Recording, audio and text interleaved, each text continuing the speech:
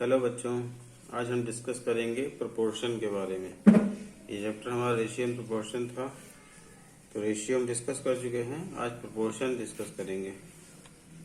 यदि चार क्वांटिटीज आपके पास में हो, मान लीजिए ए, बी, सी, डी, यदि ये प्रोपोर्शन में है चारों क्वांटिटीज, तो इस तरह लिखा जाएगा ए रेशियो बी, और ये प्रोपोर्शन का साइन होता है, दो बार ऐसे लगाएंगे, सी रेशियो डी। इसका मतलब यह है कि ए और बी यानी पहली दो क्वांटिटीज में जो रेशियो बनेगा वही बाद की वाली दो क्वांटिटीज में बनेगा। तो जी ये सिंबल दिख रहा है प्रोपोर्शन का, इसको एक्चुअली हम लोग बाद में सोल्यूशन करने के पॉइंट ऑफ व्यू से ए अपॉन बी, इसका मतलब ए अपॉन बी होता है, यहाँ पे इक्वल टू करेंगे सी अपॉन डी। अब उदाहरण के तौर पे नंबर्स ले लेते हैं, मान लेते हैं 2, 4, 8, 16 नंबर हमने लिया। तो पहली दो के बीच में रेशियो क्या है, रेशियो करने के लिए डिवाइड करेंगे, तो ये हो जाएगा 2 1 2 2 4 यानी कि 1:2। ऐसे ही 8 16 का करेंगे, 8 1 8 2 ये भी 1:2। ये दोनों रेशियो इक्वल आ रहे हैं, तो इसको इस तरह लिखा जा सकता है, यानी कि 2:4 प्रोपोर्शन 8:16। यानी कि पहली दो क्वांटिटीज में जो रेशियो होल्ड कर रहा है वही बाद वाली दो क्वांटिटीज में। नंबर्स अलग अलग हैं, लेकिन रेशियो जब आप फाइंड करोगे तो वो सिमिलर होल्ड करेगा। तो ऐसे प्रोपोर्शन का अर्थ यही है कि चार क्वांटिटीज होंगी। अब इसमें जो ए है ये प्रथम अनुपात है, बी जो है ये द्वितीय अनुपात है, सी होता है तृतीय, और डी होता है चतुर्थ अनुपाती, चतुर्थ अनुपात अनुपाती। अब जैसे सवाल मान लो आएगा कि संख्याएं आपको दे रखी हैं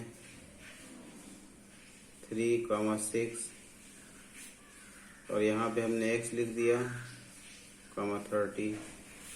तो हमें सवाल में ये गिवन होगा कि ये दी गई चारों संख्याएं समानुपात में हैं, तो x का मान बताओ। समानुपात में होने का मतलब यही है जो हम लोगों ने पहले प्रोसेस किया है।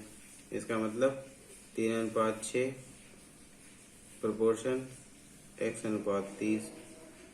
सॉल्व करने के लिए क्या करेंगे, 3/6 3/6 x/30।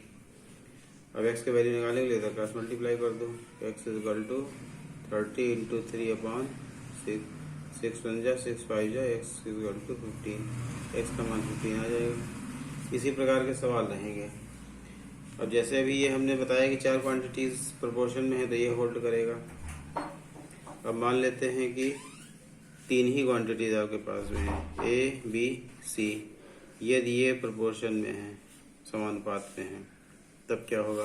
तब लिखने का तरीका ये होगा, ए रेशियो बी, पहले दो का रेशियो निकालेंगे, समानुपात आखिरी दो का रेशियो, बी रेशियो सी।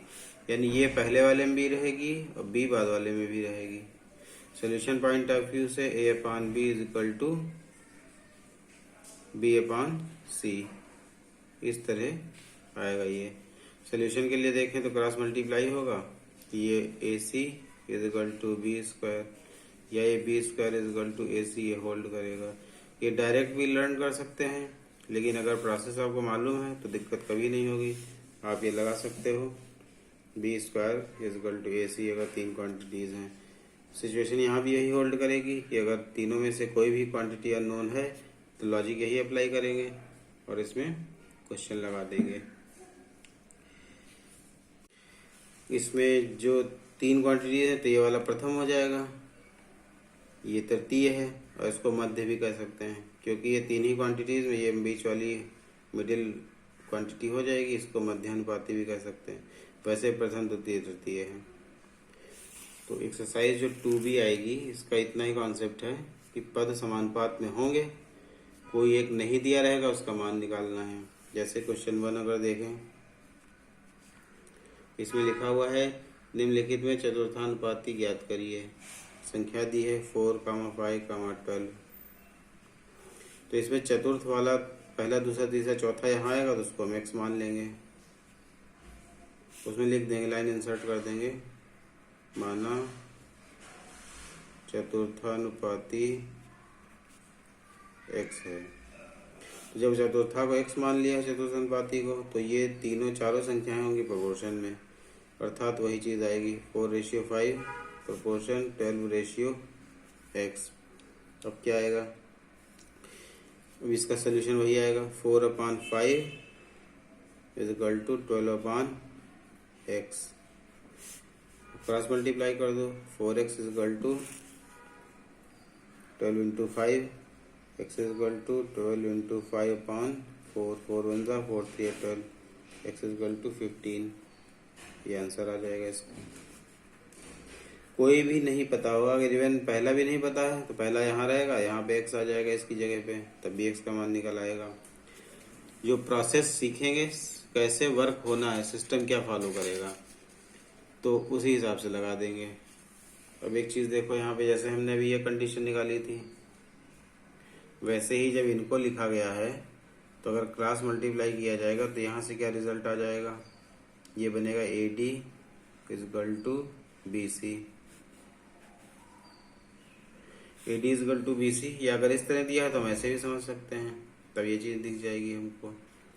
अब इसमें देखो मल्टीप्लाई किसका किसका किया गया है, पहला और आखिरी यहाँ पे A और D, बाद वाले बीच के दो का बाद में किया गया है, तो ये भी लॉजिक हम अप्लाई कर सकते हैं। इस वाले कॉन्सेप्ट में क्या हुआ कि बीच वाले का स्क्वायर है और बाकी दो का गुणनफल है। तो अंडरस्टैंडिंग चाहे जैसे डेवलप करो, लेकिन जो बेसिक वर्किंग है वो यही रहेगी, उसके अकॉर्डिंग ही वर्क होगा। अब इसमें जो अनुपात निकाला गया है, लास्ट लेक्चर्स में हमने बताया था कि अनुपात जिन भी चीज़ों का निकाला जाएगा उनका यूनिट सेम होना चाहिए। अब जैसे दूसरा क्वेश्चन देखते हैं एग्जाम्पल, इन्होंने इसमें चीज लिया है 8 पाउंड और 14 शिलिंग।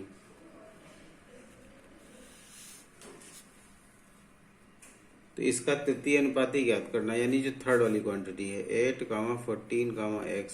लेकिन अब यहाँ पे दिक्कत ये है कि ये पाउंड है, शिलिंग है, ये क्वांटिटीज अलग अलग हैं, इनकी यूनिट सेम होनी चाहिए। अब यूनिट सेम होने के लिए आपको भी मालूम नहीं होगा, लेकिन हम आपकी सुविधा के लिए बता देते हैं।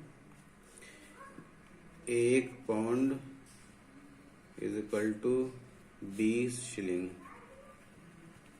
ये चीज़ याद कर लेंगे। जैसे 1 रुपये में 100 पैसे होते हैं, ऐसे ही पाउंड जो होता है ब्रिटिश करेंसी है और उसमें छोटी यूनिट शिलिंग होती है। जैसे अपने यहाँ रुपए के नीचे पैसा, ऐसे पाउंड के नीचे शिलिंग, तो 1 पाउंड में 20 शिलिंग होते हैं। तो अब यहाँ पे इसको 8 पाउंड्स को चेंज कर लेंगे। 8 पाउंड्स को चेंज करने का मतलब हुआ कि 8 इंटू 20 हो जाएगा 160 शिलिंग। अब जो गिवन क्वेश्चन है 8 पाउंड रेशियो 14 शिलिंग, ये बराबर हो जाएगा 160 रेशियो 14 के। अब थर्ड वाला x मान लें, तो एक्चुअल में ये ना हो गए, हमारे पास सिस्टम आएगा ये 160 रेशियो 14 रेशियो x। अब ये 3 है क्वांटिटीज, तो हम यही वाला लॉजिक अप्लाई कर देंगे जो अभी किया। 160/14 is equal to 14/x, cross multiply कर दो, 160x is equal to 14 into 14, x is equal to 14 into 14/160। अब जितना कैंसिलेशन पॉसिबल है वो कर देंगे। 2 8 जा 60, 2 7 जा 40, 2 40 जा 2 7 जा, यानी 49/40 शिलिंग। यानी कि जो x यानी तृतीय अनुपात जो यहाँ पूछ रहे हैं ये लोग इस क्वेश्चन में, उसका आंसर हमारा 49/40 शिलिंग आएगा। इस तरह क्वेश्चंस देखेंगे, हमें यूनिट सेम करनी ज़रूरत है तो उसको सेम करेंगे, एक इक्वल करेंगे, उसके बाद में प्रोसेस फॉलो करेंगे। बाकी इसमें होमवर्क में आज क्वेश्चन 8 तक आप सॉल्व कर सकते हैं। होमवर्क जो रहेगा क्वेश्चन 1 to क्वेश्चन 8 सिंपल है, आप कर सकते हैं, आज इसको सॉल्व करेंगे। Thank you.